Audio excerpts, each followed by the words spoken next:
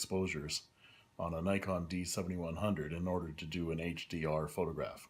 In HDR, you want to take a regular exposure, one that's overexposed and one that's underexposed, and merge them to get all of the dynamic range of the three exposures. So I've set my camera so that it'll do those three exposures automatically for me. So let's take a look at how to set the camera first, and then I'm going to take the three images from the camera and into Lightroom, and we'll see how to do the HDR merge.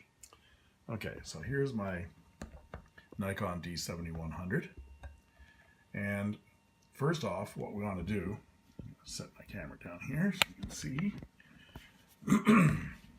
is we want to set the bracketing on the camera, and here's the bracketing switch right here. So I'm going to press the bracketing switch, and I'm going to turn on my info so you can see this. Here we go.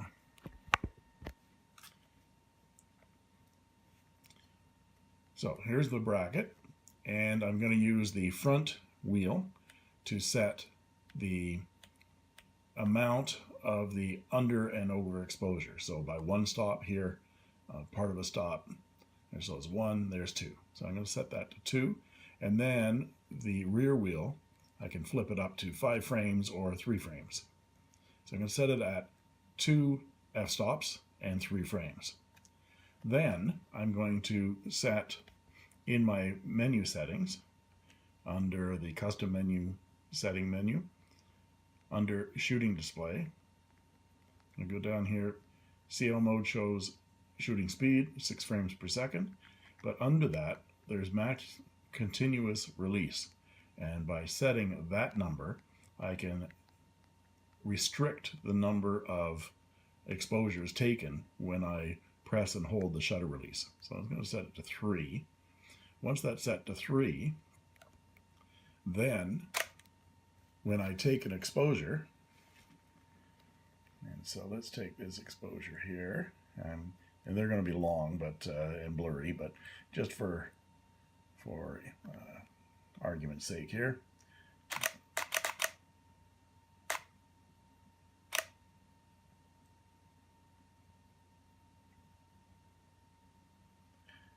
and there are my 3 photos. So you can see in each one of the photos there's number 3. So let's go back to number 1. There's number 1, a regular exposure. Number 2, underexposed by 2 stops, and then overexposed by 2 stops. Then I'm going to take those photos and bring them into Lightroom and show you how to merge those photos into an HDR single photograph. Okay, there was one more thing that I forgot to mention about this, and that is I had my camera set to continuous mode. In normal operation, you have it set to single. Every time I release the shutter, it takes 1 photograph. We put down the button and turn the ring to CL. In this case, that's continuous low. This camera has a continuous high setting as well. I've got the continuous low set at 6 frames per second, which is all I need, so I only use this mode when I'm doing the auto bracketing. And I've got my camera set to doing 3 frames of 2 f-stops overexposed, 2 f-stops underexposed, and a regular exposure. So when I set it to the C, it'll take those continuous shots. I press and hold the shutter release until I get all 3 of those exposures. Okay, here we are in Lightroom. And I'm not going to choose the 3 photos that I took on the camera because they were horrible.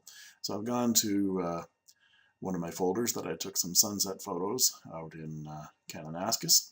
And here are 3 photos that were taken with that bracketing setting on my Nikon D7100.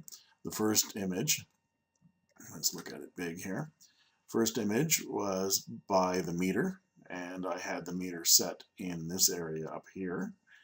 And then the next image is underexposed by 2 stops, and the next one is overexposed by 2 stops. So you can see on the overexposed one, I've lost all the detail. It's been blown out here, but I've got exposure for all the areas that were dark.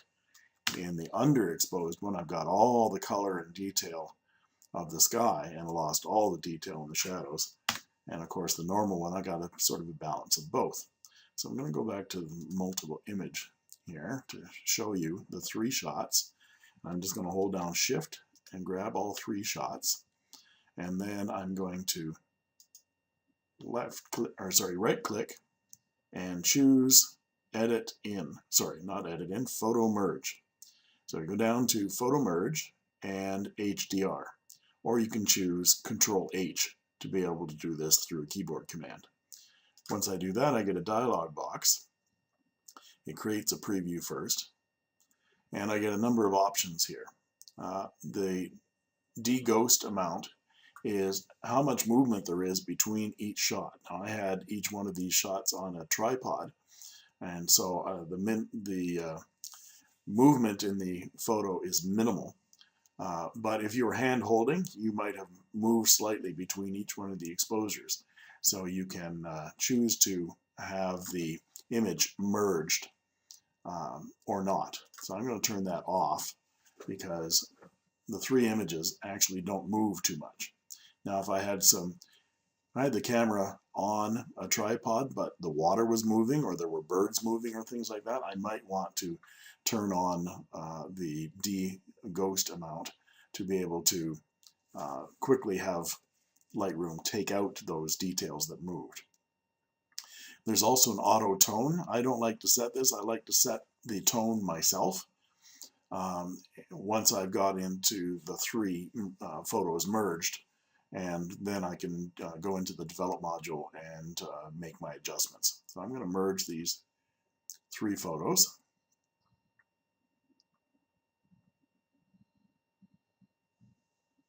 And there, it's created all 3. There are the original 3. And here is the merged one. Now you can tell the merged one, it's sort of inserted it here between the 3. But it's the one that has this photo has been processed and has adjustments to it. Whereas these 3 photos here have not been touched. So I can now take that image, and it's the one that's highlighted as well when you're done with the HDR, and take it into develop and do my regular adjustments by pulling down the highlights, boosting up the shadows, holding down Alt, and moving up for my white and down for my blacks, and doing my normal camera calibration landscape. For the palette, you can start seeing some of the HDR details. Now I've got exposure in this area where it would have been dark before, and I've got all of the beautiful detail in the highlights. And I can go ahead and start retouching. I'll take out that spot right there that bothers me, and I'm going to crop the image. First I'm going to change the horizon so that the horizon is like that. There we go. And I'm going to do some thirds cropping here. And take out some of this side of the image, and a little bit more of that side. And there, that's starting to look like it's a little bit more interesting. And then I can go in and process a little bit more of these details. For example, I want to bring exposure out in this area here like that to show up that little bridge, and move my exposure up a little bit. There we go. To start showing some of those details, and I can work on my HDR image. That's how to do a quick HDR in Lightroom. It's so much easier and quicker than doing it in Photoshop, and it's a new feature in the new Lightroom CC. Enjoy.